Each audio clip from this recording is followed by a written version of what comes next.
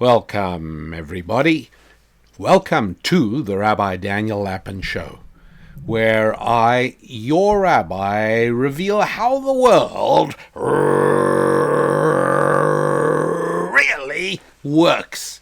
Thanks for being part of the show, and particularly a big, fat thank you from the bottom of my heart to all of you who help promote the show. And as I keep on telling you, the numbers don't lie. You are doing a great job every time you tell somebody else about the show. Every time that you send somebody the URL or tell somebody how to listen to the show, you're not just bringing one additional person, because a goodly proportion of those that you encourage to hear the show, subsequently, they go ahead and encourage others. And so the growth is exponential. And not only can I see it, but I can take great joy in it, for which I owe you a great deal. Thank you very much indeed. I'm preparing this show on the eve of the 20th anniversary of the terrorist attacks of September the 11th, 2001. And it's hard not to look back, see what's happened during those 20 years, and to ask ourselves, well, are we better off? In other words, after World War II was fought and won, the war ended 1945. By 1965, was there any question that the world was better off than it was at the time the war ended, or the war began in 1939 for the British, and 1941, December the 7th, 41 for Americans, and you could say, fine, 1961. Was the world a better place 20 years after the start of the war, or 20 years after the end? Yeah, it was. It really was better. Japan was no longer rattling swords and threatening the stability of the Pacific. Japan was America's biggest trading partner. And Germany was no longer a growing martial power threatening Europe and the stability of the world. No! Germany, 20 years after the war, rebuilt, building Volkswagens and BMWs and Mercedes for the whole world, as well as really owning the market for machine tools. Russia, one could say that Russia, the situation of Russia 20 years after the war, well, Russia certainly gained enormous power during World War II. They also lost. They lost more people than any other belligerent of the war. But all in all, I think not hard to say that the world was a better place 20 years after World War II. After the terrorist attacks in September 2001, 20 years later, it's 2021. Is the world a better place? And it's hard to say that. Is America better off? That is easy to say. No, absolutely not. Virtually every aspect of life in America has deteriorated since 2001. Not all of it just due to the so-called war on terror. Some of it obviously due to the government's reaction to the coronavirus. But no, it's not. Now, again, I just want to stress that although there is no shortage of bad news coming out of the United States of America, that doesn't mean that America is rapidly becoming a place where it is hard to live a good life or to build a good life. That's not true, because the choice one has is not America 2021 versus, shall we say, Sweden 1970. No, America 2021 is measured against other countries in 2021. And although America is on the decline dramatically and probably irrevocably, it's still a better place in which to build a life than many other countries. Now, there are other countries in which it's good to build a life as well. I will mention, just because I know a friend from South Carolina who recently decided to go and live in Israel with his family. So, all right, okay. And you may say, well, is he Jewish? And the answer is no, because Israel is a far, far more successful and viable country in which to build a life today than it was 20 years ago. But America is a lot less viable. It's still okay. It's still pretty good. It's still better than many other countries. But there are alternatives, obviously. The point is that just because America is on the decline doesn't mean that the world is falling apart. And I've done a show in the past, some months back, it's an important show, if I may say, about, the world coming to an end. And I explain how frequently the world comes to an end. If you listen to the pundits and the talking heads, the world's coming to an end, things are never going to be the same again. And that's not exactly how it really does work. But after 9/11, there was very much a thought that cities were doomed. Because 9/11 showed how vulnerable cities were to terrorist attack, and people said, thoughtful people at the time said, it's all over with cities. Nobody's going to live in cities, and nobody's going to build tall buildings in cities anymore after the horrors of that Tuesday morning, the 11th of September in 2001. But, that's not what happened. Cities are still growing, and not only are they growing outwards, but they're growing upwards. Tall, very tall buildings are still being built all around the world. Cities have a lot of resilience in them.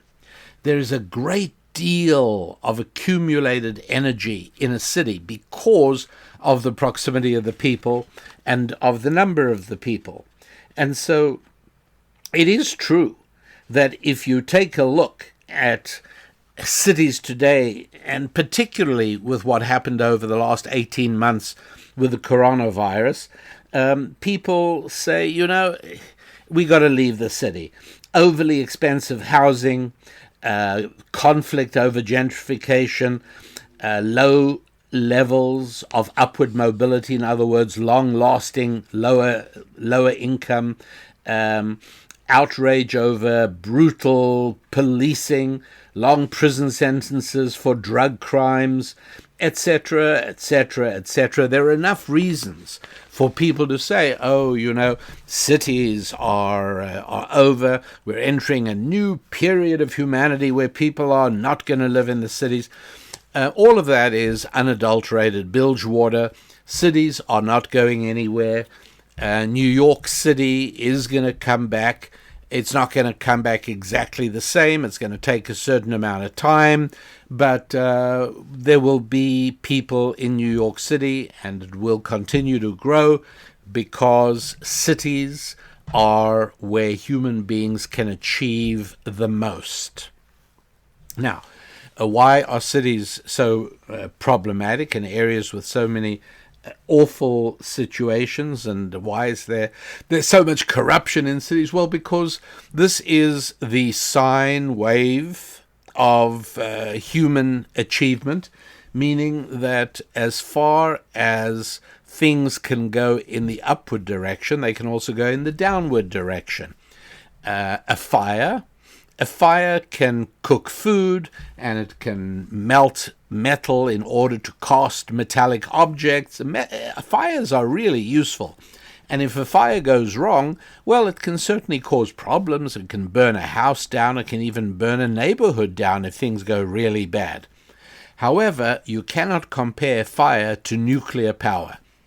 The energy available from nuclear power is far greater than from a fire. But the downside is also far greater. If anything goes really wrong in a nuclear power station or with nuclear energy, it goes really, really, really wrong. So cities are like that. The potential in a city is far greater than the potential in a town. If you have talent to sing or to dance, you'll be able to further that and exercise that much more in a city of a big population than in a beautiful rural village of only a few hundred people. If you're hoping to build a business or open a store, you'll be able to achieve far more in a big city than in a small town. If you want to find your life mate, there's more people in a city. You've got more chance of finding. You'll meet many more people. And so you'll find somebody whom you will choose to live the rest of your life with. In almost every area, the potential in a city is so much more. However, the potential for the negative in a city is so much more as well. And right now, in many cities in the United States of America, as well as in other cities around the world, the cities have grown very big. The infrastructure has not grown. City government has become corrupt. And instead of using tax money for maintaining and building infrastructure, they use it for building fiefdoms and paying their friends and relatives. I mean, this is not just Baltimore, USA, or Detroit, USA, or Newark, USA. This is many cities around the world. So we're in a bad phase. What happens? What's the difference? The city is designed, as the founders of the United States of America spoke about the American experiment. It was built for a moral people, and cities are like that as well. When cities are populated by good, moral people who are self-regulated by the rituals and rules and restraints of religion, then cities can be absolutely incredible. And if, on the other hand, a city is chiefly populated, governed, and run by secular fundamentalists, then it goes the other direction, and things can be pretty awful. So 9/11 did not bring about any great improvements in America or in Newark. The collapse in Afghanistan sort of brings the period to an end. And is America safer from terrorism than it was then? I think no responsible person would say yes.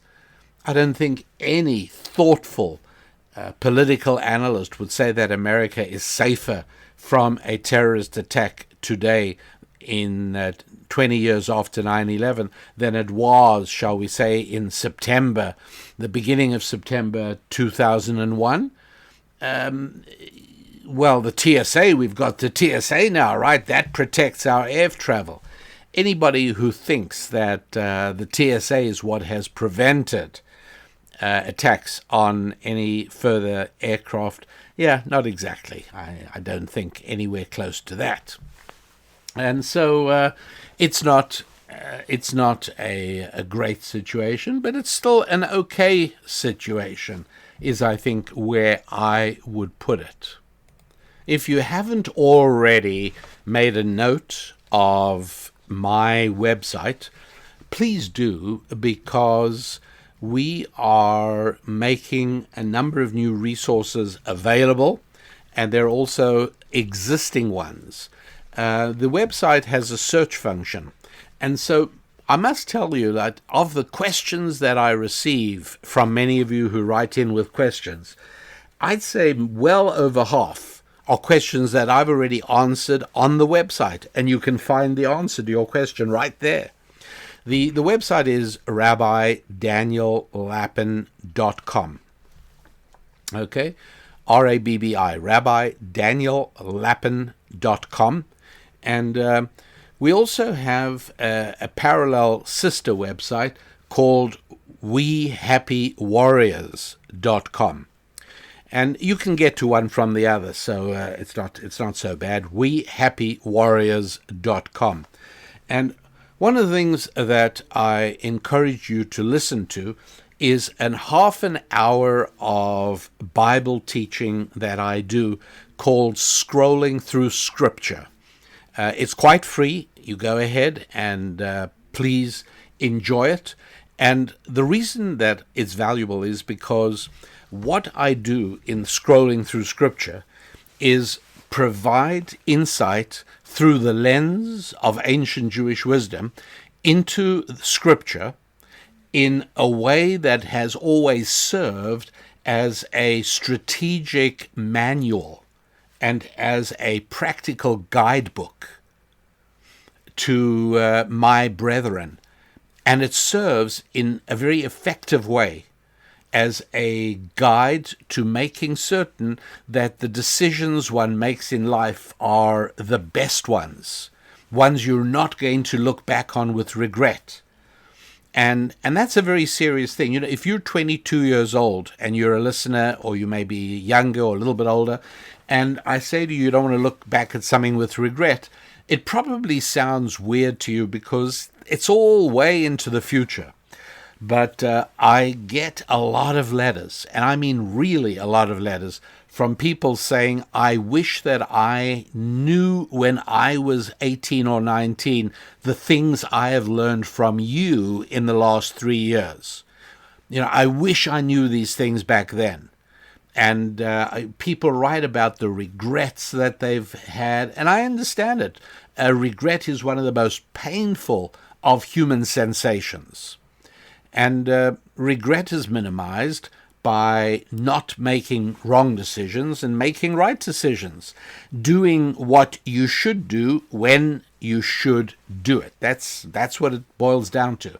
And for the Jewish people, the Torah, the Bible, has always served as the guidebook to how to do all of this most effectively.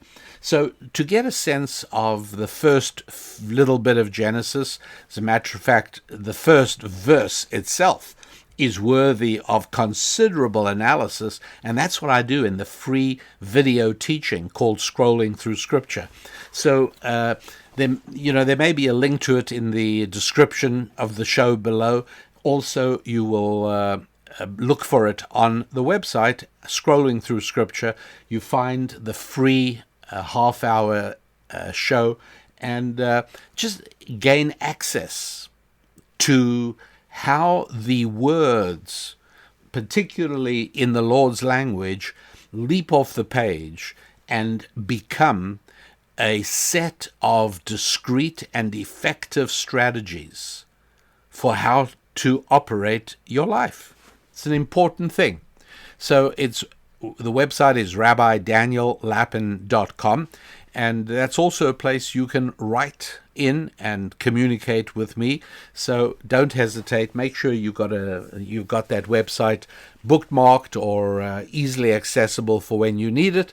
And meanwhile, after the show, go along, and if you haven't yet, make sure you watch me teaching on video for half an hour on the first verse of Genesis. Really? How much is there to talk about on just 7 words?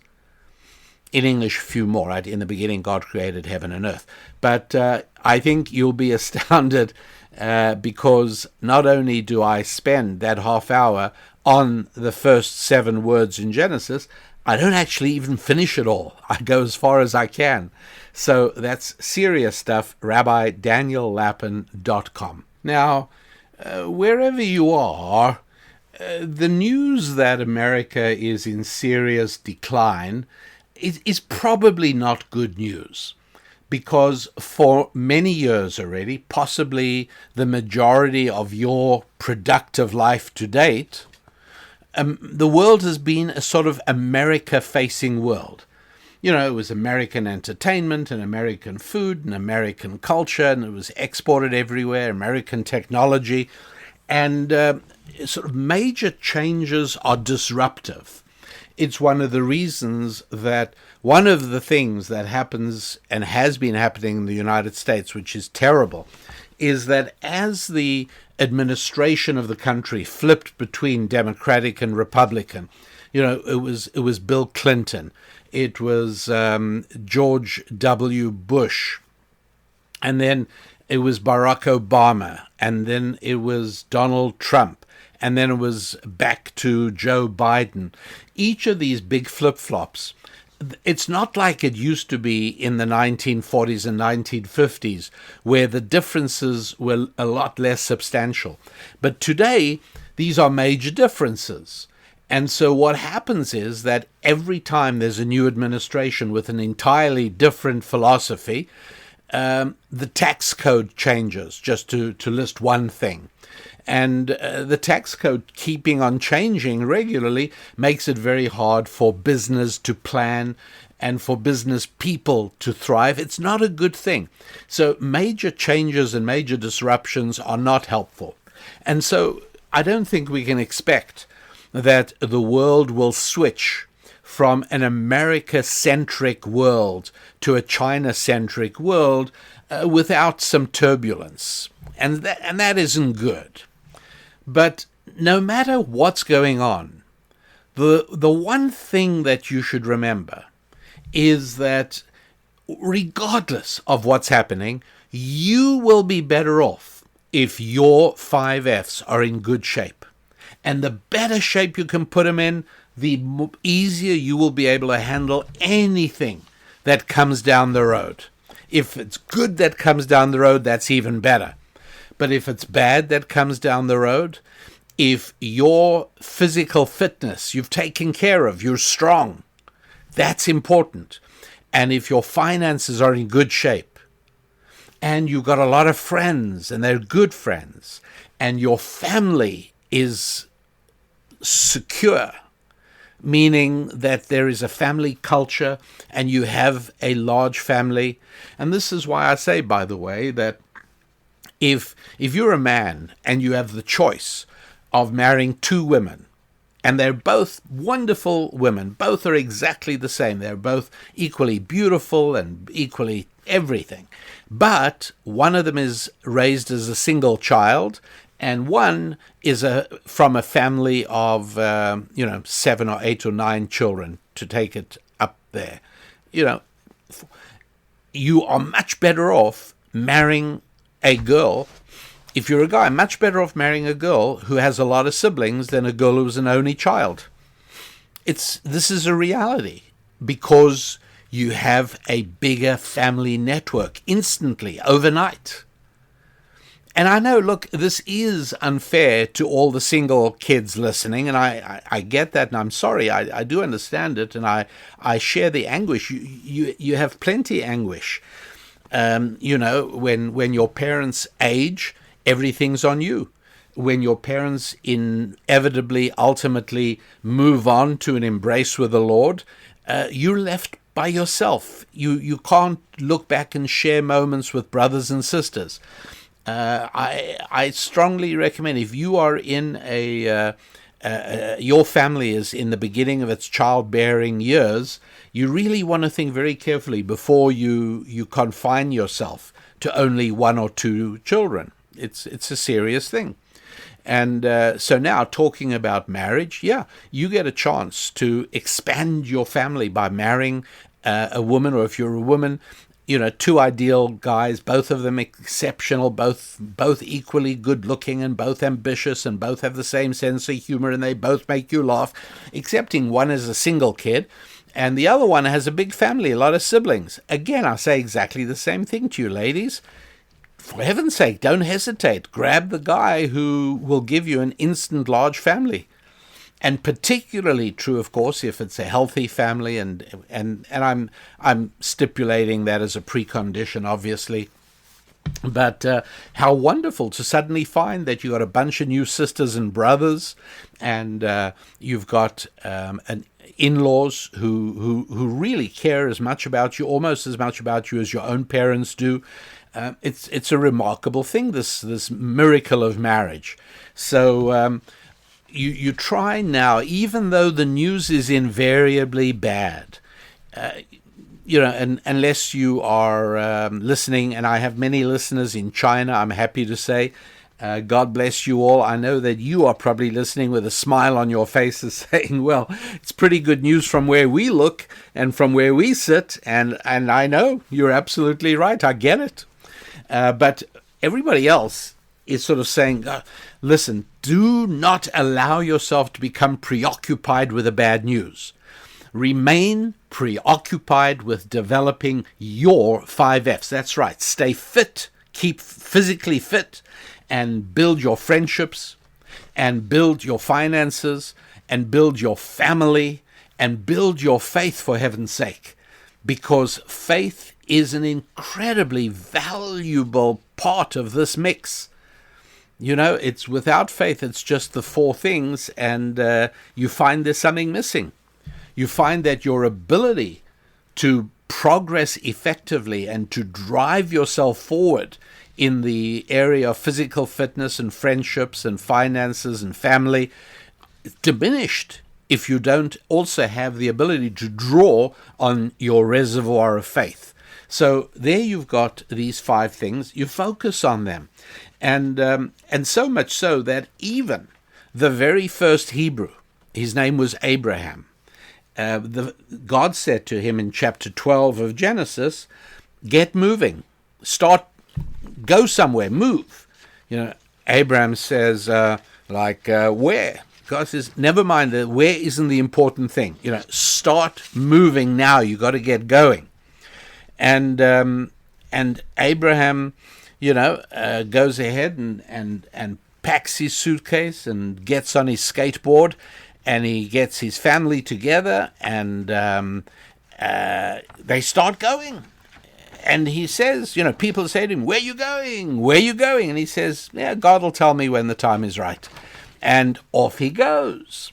What's going on here? Like, why is this little section of Genesis told to us? And the answer is another question. The other question is, why did God pick Abraham? Now, a few chapters earlier, God picked Noah and asked him to build an ark. And if I'd say to you, why did God pick Noah? It would take you only a minute or two of paging through the text.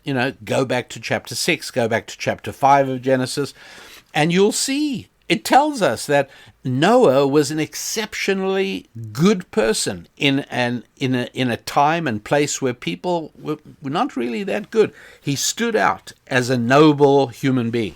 So that's why God spoke to him.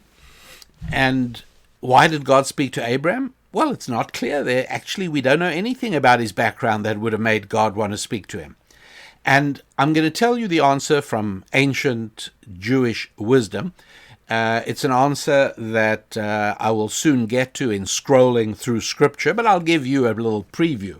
Why did God speak to Abraham? He didn't. He spoke to everybody. How do you like that? He spoke to everybody just as he speaks to everybody today. Start moving. Get out of your comfort zone. It's really, really important. Because as long as you stay in your comfort zone, you will remain exactly where you are. And progress comes from movement. Right? It's not an accident that movement is what generates electricity. If you put a coil of wire down on a magnet, absolutely nothing will happen. But it's only if you start moving that coil of wire around, in and out, up and down, round about, all of a sudden you can attach a light bulb to the end of that coil and the light bulb lights up, but only because of the movement. Movement provides energy. And you've got to be able to do that. What's more, it's interesting that a few chapters later, we finally find that Abraham's grandson Jacob has to go ahead and take a journey. This is in Genesis chapter 28, verse 10. And there it says that Jacob departed from Beersheba and he traveled to Haran. Okay. It's a funny way of phrasing it, isn't it? Let's say that you and I are living in Dallas. We're living in Dallas, Texas, and you say, oh, I notice you're packing your suitcase. Are you going on a trip? And I say, yeah. And you say, where are you going? I say, well, I'm leaving Dallas and going to San Francisco. Why would you say that? You're not relocating. You're just going for a visit. And I'd say, well, why tell me you're leaving Dallas? Just say I'm going to San Francisco. That conveys all the necessary information. And the same thing would be true for Jacob. We only need to read a few of the previous chapters to know exactly where Jacob is located. And so Jacob, or as he's called in Hebrew, Yaakov, Yaakov is located there in Beersheba. So it could have just said, and Jacob left on a journey to Haran. I know where he left from. It's where he is. No. Ancient Jewish wisdom tells us that it's very hard to leave where you are. And it's not talking only about a geographical journey, it's talking about a spiritual journey as well. If you've decided that today is the first day of the rest of your life and you're going to start doing things differently, it is very difficult to leave where you currently are. It really is. Where you currently are is that you wake up in the morning and you get dressed and you have breakfast and you jump in the car to go to work, or you go to the next room and you turn on your Zoom or whatever. And now you're saying, well, I'm going to change. I'm actually going to provide myself with a very life-enhancing boundary between sleep and work. I'm actually going to start my day after I'm dressed. I'm going to pray. I'm actually going to spend a few minutes talking to God. That's all. I'm going to have a conversation with God. And you might say, well, it would be nice if God answered, or if at least he said, while you're talking to him. And the answer is he does. You just got to listen carefully. That's all. And then you say, and then after that, I'm going to do some exercise. And only then am I going to leave to go to work. That departing from your current way of life to the new way of life is really, really hard. And it's part of the journey. And so that's why chapter 28, verse 10 says, and Jacob departed from this place, and he journeyed to his destination. And the idea there is the same as with Abraham. It's very difficult. God says, get moving. Very hard. Very hard. And when you do it, well, you discover that you now are able to do things you could never do until you are willing to actually leave your old way of living. And so why did God pick Abraham? He didn't. He said that to everybody, just like he says it to everybody right now. And if you listen really carefully, you'll hear God telling you, get moving. Get out of your comfort zone. Stop making tomorrow exactly like today, because if you do that, tomorrow will be just like yesterday. If you want tomorrow to be something fresh and new, you've got to do something today that's different from the way you did yesterday. Start journeying. Move. And that makes all the difference. Tell me this doesn't apply to you in your life. Come on, I dare you to. Come on, write to me in the comments. Tell me, oh, it didn't apply to me. I got nowhere to go. I've got nothing to do, nowhere to go. No journey's necessary for me. I'm in a fine place right where I am. I don't expect that from too many people. And you know what's really terrific? And that is that where God tells Abraham to get moving in Genesis chapter 12, he actually then promises him the 5 F's. That's the amazing thing. He actually tells him, and I will give you this and that. Because what are the things when you journey? You know, what are you hoping to improve? You want to improve your finances and your family, and you want to find new friends, because if you're traveling, you do want to expand. And even if this is a metaphor for changing your life, part of that is more friends, and part of that is faith, and of course, physical fitness. And in the ancient Hebrew text of chapter 12, that's exactly what the Lord promises Abraham. You start traveling, I will promise you that those 5 F's that you need in your life, oh yeah, they're going to be coming right along there for you. But you have to get out of your comfort zone. You have to leave where you are right now. And that is difficult for everybody to do. There is no question. I'm not saying this is easy.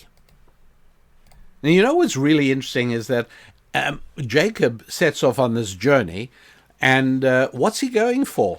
Well, one of the things he's going for is marriage. That's right. And very early on, he meets Rachel, who becomes his wife, one of his wives eventually. And this is an important thing, right? And so among the 5 F's, one of the F's stands for family. And the beginning of family is marriage. Right? You build a family by marrying somebody. If you're a woman, you marry a man. If you're a man, you marry a woman. Do I have to actually stress that? Yeah, I probably do. And you marry another person of the opposite sex with whom you share a common vision of the family you'd like to build. Do you know that I have spoken to single people who get engaged, and I say to them, so tell me about the conversations you had with your fiancé about the kind of family you want to raise, and they've never actually discussed family. Can you believe such a thing? They've sort of had vague discussions about, oh, do you want children? Yeah, I'd like 2 children, or now I want 4 children, whatever. But what about how this family will be structured? What will be the family culture? Surely that's the most exciting part of dating, or courting, I should say. Surely the best part of it is to visualize together, to basically design your family. That's what it's all about. And then when you've got that worked out and you've agreed on that, well, then you can go ahead and get engaged. But that's what you're supposed to be doing, not discussing movies or TV shows. I mean, really. So, yeah, you know, you got to get married. So for single people listening, yeah, of course you need to get married. And it's not easy for anybody. It is a journey, right? Get moving, get out of your comfort zone. It's very comfortable where you are. You might have a sort of vague sense of something missing in your life and an occasional feeling of loneliness, particularly if a lot of your friends are getting married. But, you know, and I say to guys all the time, you got to get married. They say, why? Why do you say that? And I said, because I'm a perfectly selfish person. I want you to get married because if you're married, my society is better than it is if you're single. Because single men are social dynamite. Single men constitute the most destructive forces in society. And single men, on top of that, don't work very hard. They don't produce very much wealth. And you'll remember that the only way to produce wealth is by satisfying the needs and the desires of God's other children, including me. So yes, I want you, Mr. Single Man, to form a wonderful marriage absolutely ASAP, as soon as possible. Because when you do that, you're going to start working harder, and that's good for me, and you're going to be off the streets at night causing trouble for other people. That's also good for me. So yeah, please get married soon rather than late. Go ahead. And sometimes, you know, guys will say to me, well, yeah, I'm hoping to, you know, I just haven't found the right woman. And for anybody who says that or even believes that, let me tell you something. My response to you, I don't even have to know you personally yet, although I wish I did, but I can already tell you, hey, you know what? You don't even deserve the right woman. In fact, if the right woman asked my advice about you, I'd say run for your life. Stay away from him. He thinks marriage is about finding the right woman, so you really, really do not want to hitch your wagon to him at the present time. No, that's you're not looking for the right woman. That's not the right thing. The reason you're not married is not because you haven't found the right woman. It's because you are not yet the right man. I mean, that's pretty straightforward, really. Work on that rather, and then we might actually get somewhere. And so, in Genesis chapter 28, Jacob, we discover, actually devotes himself to becoming the right man. And sure enough, takes him 7 years before he marries Rachel and Leah. And he's focused on family, one of his 5 F's. At the same time, he's also focusing on finances. He's building that up. And at the same time, physical fitness. Yeah, that's right. He rolls the stone off the well all by himself. it used to take all the other shepherds working together to roll this giant stone off the mouth of the well. Jacob can do it himself. Yeah, that's right, because one of the 5 F's is physical fitness. That's right. And so he's got his faith, he's building his finances, he's building his family, and then we will see friendships come as well. But first of all, God says to him, everything's going to be great, and Jacob says to God, how can you tell me that? I've got a brother called Esau, who's one of the most powerful men in the country. He hates the very ground I walk on. And not only that, but he is interested in trying to kill me. And what's more, he's got a son called Eliphaz, who has a son called Amalek, and he has formed a grandfather-grandson relationship with Amalek. And he's told Amalek that no matter what happens into the future, you and your descendants must always be devoted and dedicated above all else to the destruction of Israel. And there are a number of recognition characteristics that Amalek has. One of them, I discussed the others at great length in scrolling through Scripture, but one of them, for interest's sake right now, is that Amalek is willing to die for the mission that his grandfather Esau placed upon his shoulders. And that's it, literally willing to die. So how do we see this? Well, one thing is that we see that the nature of Amalek is not biological. It's not racial, right? Nothing in the 5 books of Moses is racial. It's all spiritual. And so in the same way that Judaism isn't a race, but it's a spiritual affiliation that anybody can join, so it is that Amalek is a spiritual affiliation, and they remain dedicated not only to the destruction of Israel, but they're willing to die in the attempt. And so, not surprisingly, Germany, the Nazi Germany, acquires from other nations in the past, I don't have time to go into it now, but in other nations in the past, 1930s, Adolf Hitler and the Nazi Party acquire the spiritual qualities of Amalek, and they wrap themselves entirely in the spiritual cloak of Amalekian thinking. And so, sure enough, one of the prime objectives of Nazi Germany in World War II was destruction of the Jews. Like, that's of paramount importance. And so, you look at May 1940, and the British Third Army is being encircled in Europe by the victorious Wehrmacht, which, using their Panzer technologies, they are racing through Europe, and the British Third Army is in a very bad situation. They end up trapped in the Belgian port city called Dunkirk. There are a few movies about this, by the way, which are not very accurate, but you do get the basic idea.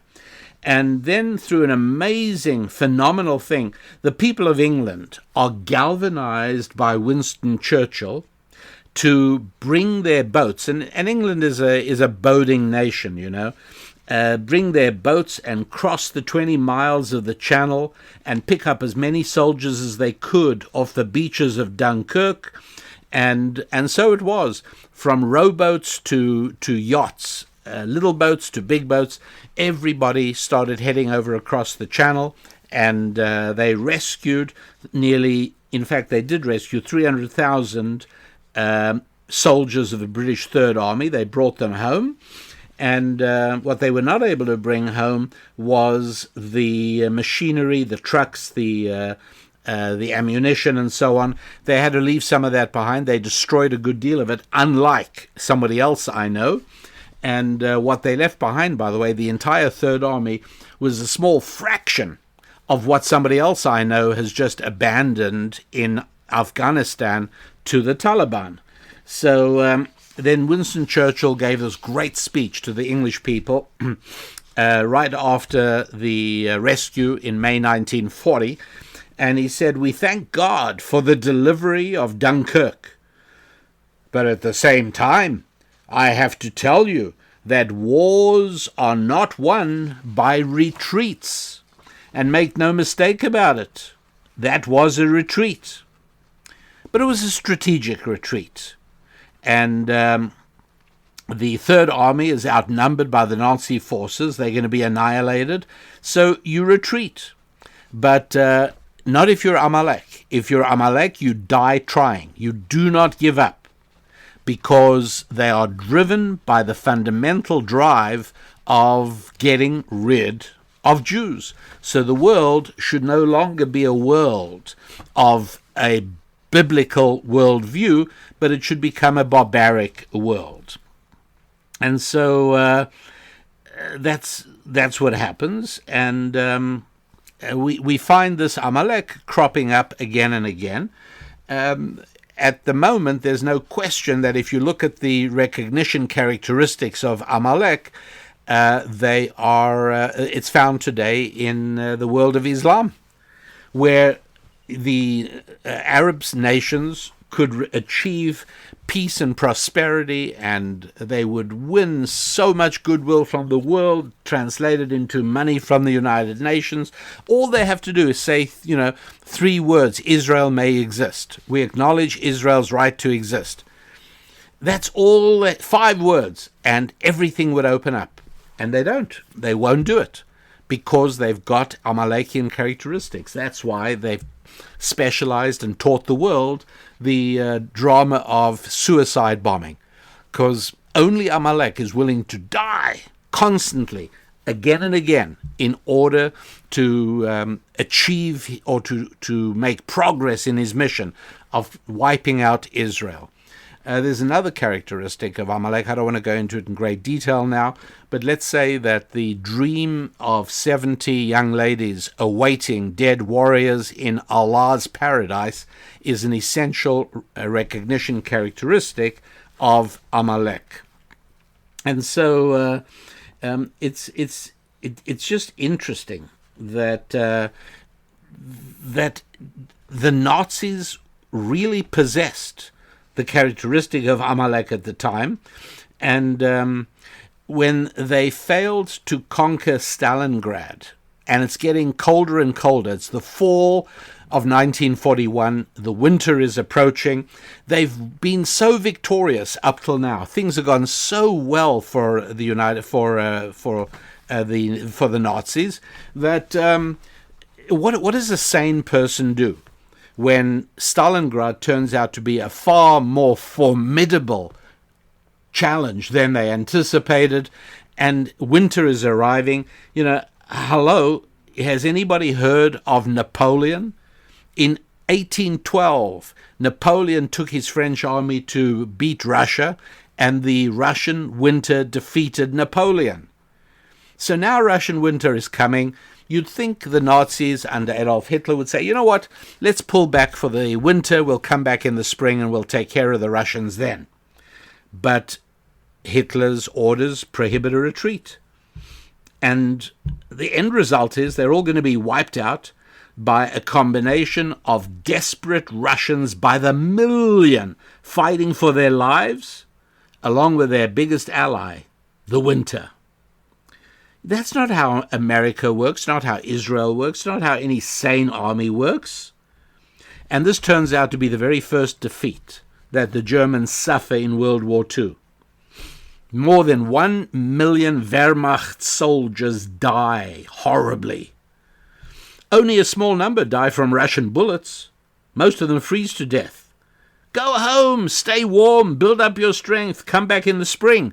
Not if you're Amalek. Absolutely not. You see, that's how it works. So the Nazis are fighting literally for their lives. This is a terrible, terrible time. The winter has come. Stalingrad is not yielding.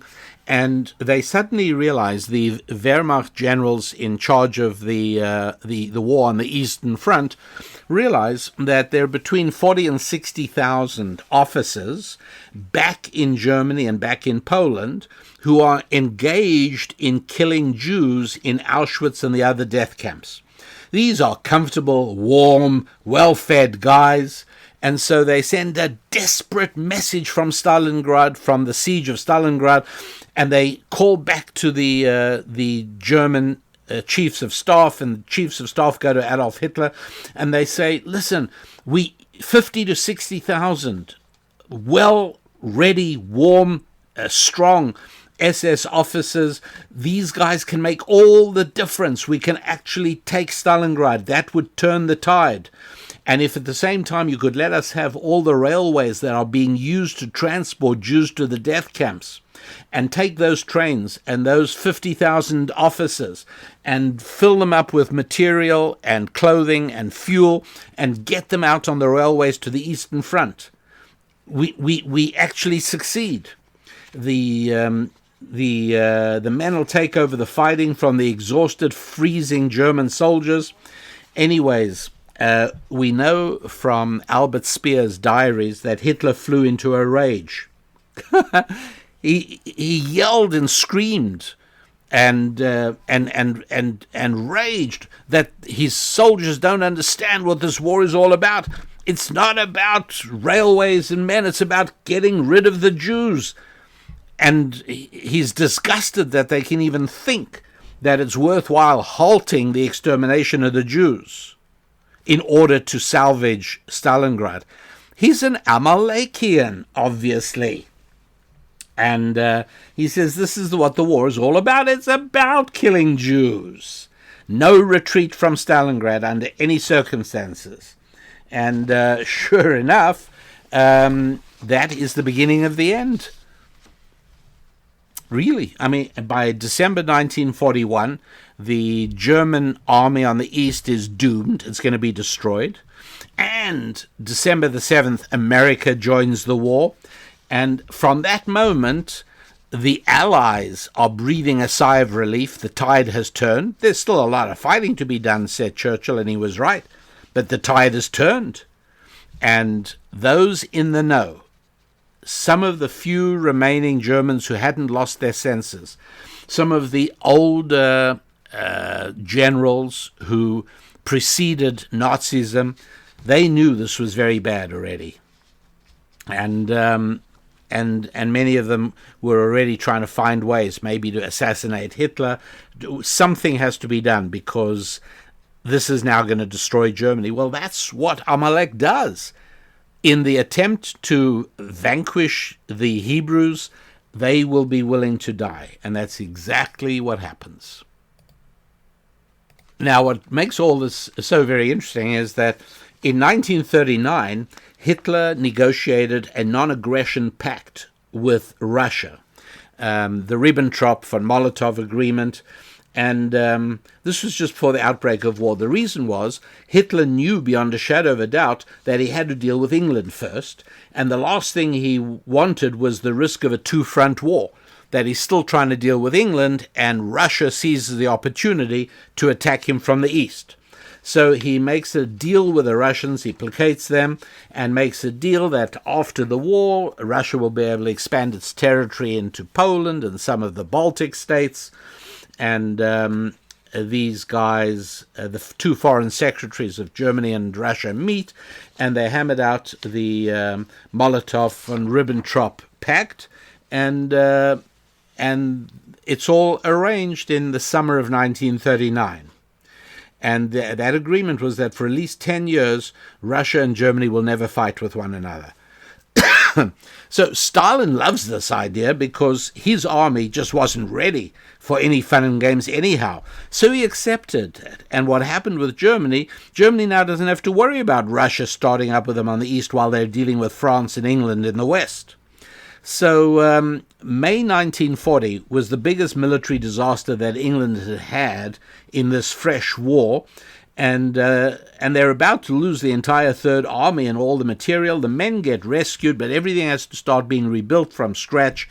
England is basically on its knees. America doesn't come into the war until the end of 41. So what is the next thing for Hitler to do, obviously? All right? Remember, I'm talking now before attacking Russia. He's got a peace treaty with Russia. He doesn't have to worry about them. So forget about the East. Deal with the West, which means you've already demolished France, which did have a big army, but it's now finished. And now finish off England. You knew all along you're going to have to invade England. You've been preparing for it. So that's what you got to happen. That's what's got to happen. Everybody saw that. And in fact, huge numbers of ships and barges were being prepared on the ports, the European ports of the English Channel, that would ferry the German army over to the beaches of England. And that was when Winston Churchill gave his famous speech. And he said, look, they are going to invade. They have to, because they cannot win the war until they subjugate us. And so an invasion is inevitable.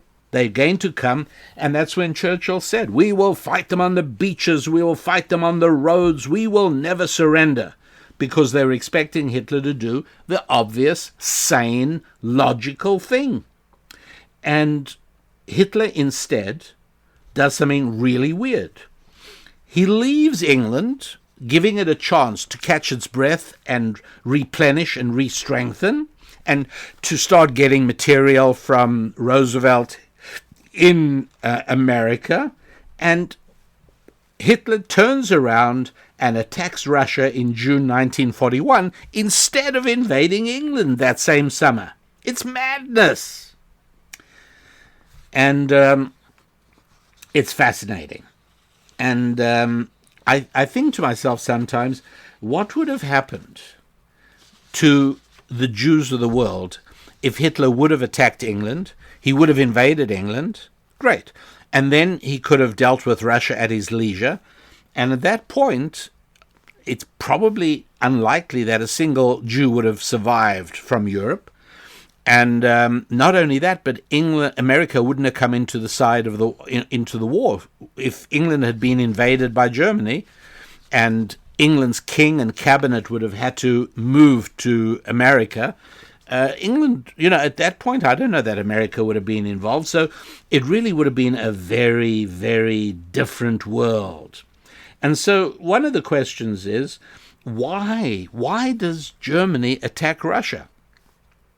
And again, the answer, it's weird. It's truly unbelievable. But that is, there were very few Jews in England. Russia was full of Jews, had a huge population of Jews. And in fact, the majority of the Jews that were murdered by the Nazis in World War II were living under Russian rule. And so that is why Hitler turned to Russia instead of to England, because he could more rapidly home in on his ultimate goal, even though it ended up losing him the war and, of course, his life. He ended up committing suicide rather than fall into the hands of the Russians, whom he had betrayed.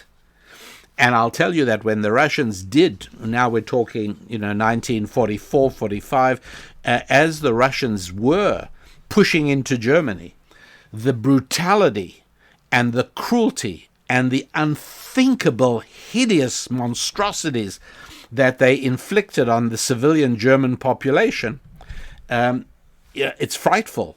You literally, I feel sorry for particularly what the women of East Germany endured as Russia invaded. And that was because of the fury that Russia felt at the betrayal that Germany violated the peace agreement that had been negotiated in 1939 and betrayed them by attacking them in summer 1941. It's really, really crazy stuff. But it shows that the biblical blueprint really does give you a pretty good picture of how history plays out. And the war ends, and the spirit of Amalek leaves Germany, which has been completely demolished, and America is going to rebuild Germany in an image of itself. And Germany is going to become part of NATO and part of the American New World Alliance. And so what happens to the spirit of Amalek? Well, it moves over to the Arabs, sure enough. And indeed, prior to Islam in the 7th century, there was no difficulty between Jews and Arabs. They were both from the seed of Abraham. The Arabic religion was very close to Judaism. It was an Abrahamic faith. And indeed, Jews lived comfortably in Arab lands until Muhammad came along. And Muhammad turned the Arabs into Muslims. And that changes everything. And sure enough, once Islam comes, we find that there's an implacable hatred between Muslims and Jews, and it's Islam that is responsible, and it's Islam in the 1950s that acquires the spiritual mantle of Amalek. And so sure enough, we find the unmistakable identifying characteristics of Amalek in Islamic jihad. And it's interesting that the states that are, shall we say, not hardcore religious, they are certainly Muslims, but they are more interested in building up their states' finances and economies than they are in, doing suicidal actions. Those would be the Gulf states. And I can tell you that my experiences are no different. Traveled in places like Qatar and Abu Dhabi and Dubai, as I have, and I've been in those places, and I entered each one somewhat nervously. I'm wearing a hat on my head. I'm very unmistakably Jewish. My passport is filled with Israel visa stamps, and not only does nobody bat an eyelid, but when I actually said to one of the immigration officers coming into Abu Dhabi, I said, look, I'm only here for a couple of days. When I leave, I hope I'm not going to have any trouble. He said, absolutely not. He said, particularly, we know you're Jewish, he said, and we respect you. You'll be fine. And sure enough, I had a wonderful time in those countries. I enjoyed it very much. In Qatar, the only trouble I had, the only unpleasantness I had, was with officials from the Al Jazeera broadcasting network, which is headquartered in Qatar. And but other than that, with people, it was great, no problem at all. But where Islam is at its most fervent, there's darkness and barbarism and hatred because of the Amalek characteristic. But wherever Islam takes second place to finance and to business, it's much quieter. And that is why the remarkable Abraham Accords between some of the Gulf states and Israel have taken place. It's extraordinary. But where Amalek is weakest, that's where these countries thrive and do well. And the key message that we see that comes out of this, breakthrough, start traveling, leave your comfort zone, start growing, commit yourself to a new destination. Start off by leaving where you're most comfortable, moving on. And that way you're able to focus on building up your 5 F's. And one of them is family, which means that starts off with marriage. And then eventually, after marriage, you start building the family by bringing new children into the world. They are your children. They become your sons and daughters. And you need to know, when is the time to start introducing them to your value system? When do you start building the culture of the family? When your child turns 13? No, that's much too late. Okay, fine. When your child turns 5? No, much too late.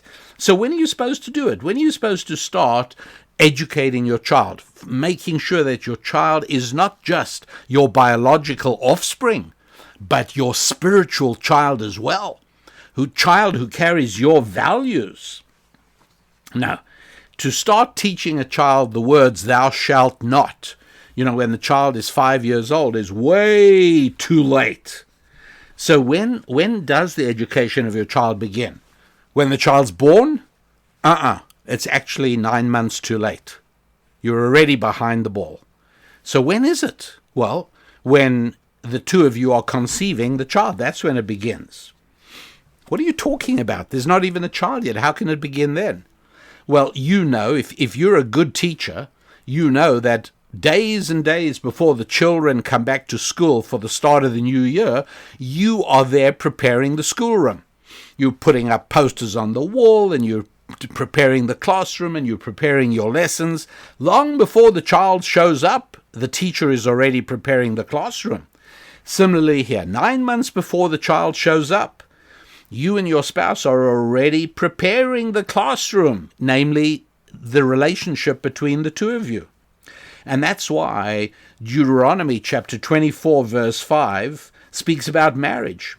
And it doesn't say husband and wife should share joy together. It says very explicitly, and by the way, I have seen some wrong translations about this, but in the Lord's language, in the Hebrew of 24:5 in Deuteronomy, it's really very clear. It says, and the husband should bring ecstasy and joy to his wife.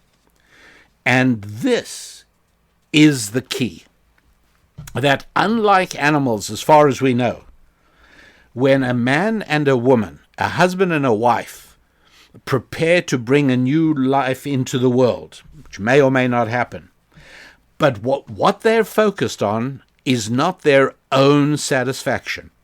Each one is focused on the other. And it is that focus on the other's delight that produces the ultimate of this unification. And so the husband and wife are preparing themselves to learn that bringing happiness to others is the source of ultimate pleasure for oneself.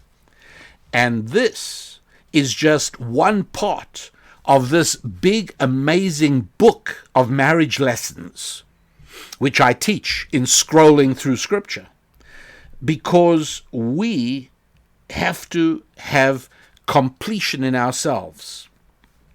And part of that is learning that before a child even arrives in your family, the two of you have to learn that sharing and giving to one another is the most delightful and joyful thing imaginable. And now a child that enters that classroom and that environment is a blessed child. Child is in wonderful condition, wonderful shape. And that's how these things work. And that's why it is that the 5 F's are emphasized with Jacob's journeys, and they're emphasized with Abraham's journeys, and they're emphatically emphasized in your own journey. When you decide, you know what, I've been in this place for long enough. It's time for me to move. I'm ready to leave this place. I know it's not going to be easy, but I'm ready to leave this place. I am going to move on to a new destination. I'm going to leave my comfort zone, and I'm going to start doing the things my head tells me I have to do at a time my head tells me when I have to do them. I will not be following my heart. I will be following my head. And I'm going to figure out the things I have to do to build up my faith, to build up my physical fitness, to build up my finances, to build up my friendships, and to build up my family. And in so doing, no matter how stormy are the storms and hurricanes that swirl around the foundations of your life, as long as your 5 F's are in good shape, you have the very best chance of sailing through it sublimely. So the website again, RabbiDanielLappin.com, RabbiDanielLappin.com. Be in touch. By the way, there is also a free book you can download there called The Holistic You. Go for it, because it elaborates in more detail how each of these 5 F's are absolutely essential for the totality that we call shalom. Shalom we know is the word for peace, but peace is the secondary meaning. The real meaning is completion, because true peace and harmony and tranquility can only come from a state of total completion, totality. So those are some of the concepts you will find at the website. You will listen to the delightful 30-minute program on scrolling through Scripture. Enjoy that. And please do, let's expand our community by letting other people know about the Rabbi Daniel Lappin Show. And I know you're doing that. Thanks very much indeed. Just want to encourage you again. It really does work. It is paying off. And we will be together with the Lord's help next week. I'm Rabbi Daniel Lappin, wishing you a week of great progress with your faith and your family, with your fitness, with your friends and your finances. God bless.